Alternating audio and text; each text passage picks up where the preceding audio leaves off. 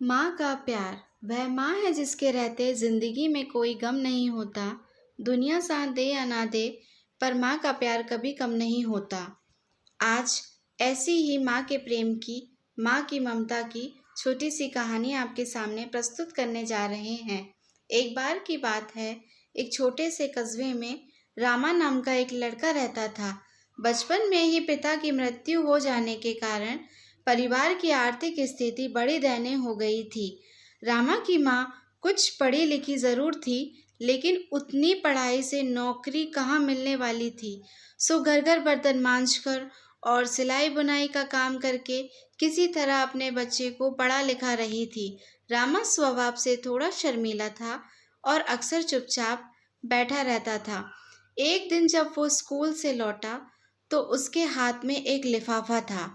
उसने माँ को लिफाफा पकड़ाते हुए कहा, माँ, मास्टर साहब ने तुम्हारे लिए ये चिट्ठी भेजी है, जरा देखो तो इसमें क्या लिखा है। माँ ने मन ही मन चिट्ठी पढ़ी और मुस्कुराकर बोली, बेटा, इसमें लिखा है कि आपका बेटा काफ़ी होशियार है। इस स्कूल के बाकी बच्चों की तुलना में इसका दिमाग बहुत तेज है और हमारे पास इसे पढ़ाने लायक शिक्षक नहीं है, इसलिए कल से आप इसे किसी और स्कूल में भेजें।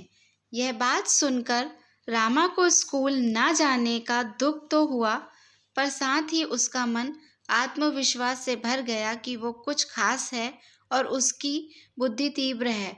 माँ ने उसका दाखिला एक अन्य स्कूल में करा दिया। समय बीतने लगा। रामा ने खूब मेहनत से पढ़ाई की। आगे चलकर उसने सिविल सर्विसेज परीक्षा भी पास की और आईएएस ऑफिसर बन गया। रामा की माँ अब बूढ़ी हो चुकी थी और कई दिनों से बीमार भी चल रही थी और एक दिन अचानक उनकी मृत्यु हो गई। रामा के लिए बहुत बड़ा आघात था। वह बिलख बिलख कर रो पड़ा। उसे समझ नहीं आ रहा था कि अब अपनी माँ के बिना वो कैसे जिएगा। रोते रोते ही उसने माँ की पुरानी अलमारी खोली और हाथ में माला, चश्मा और अन्य वस्तुएं लेकर नम आंखों से निहारने लगा।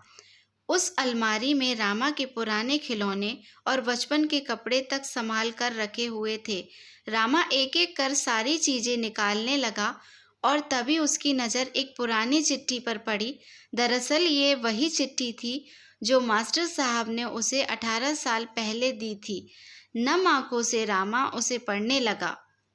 आदरणीय अभिभावक, आपको बताते हुए हमें अफसोस हो रहा है कि आपका बेटा रामा पढ़ाई में बेहद कमज़ोर है और खेल कूद में भी भाग नहीं लेता। जान पड़ता है कि उम्र के हिसाब से रामा की बुद्धि विकसित नहीं हो पाई है, अतः हम इसे अपने विद्यालय में पढ़ाने में असमर्थ हैं।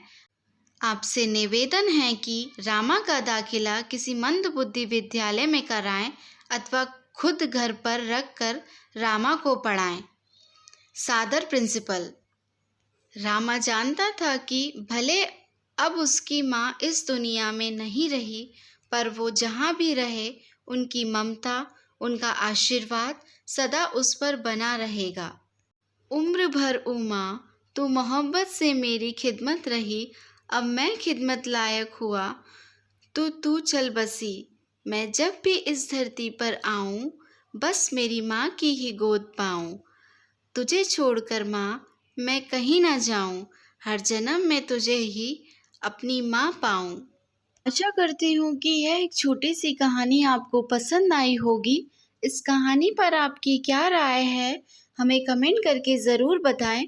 कहानी पसंद आई हो तो लाइक और शेयर ज़रूर कीजिए। चैनल पर नए हो तो सब्सक्राइब करना ना भूलें। कहानी सुनने के लिए बहुत बहुत धन्यवाद।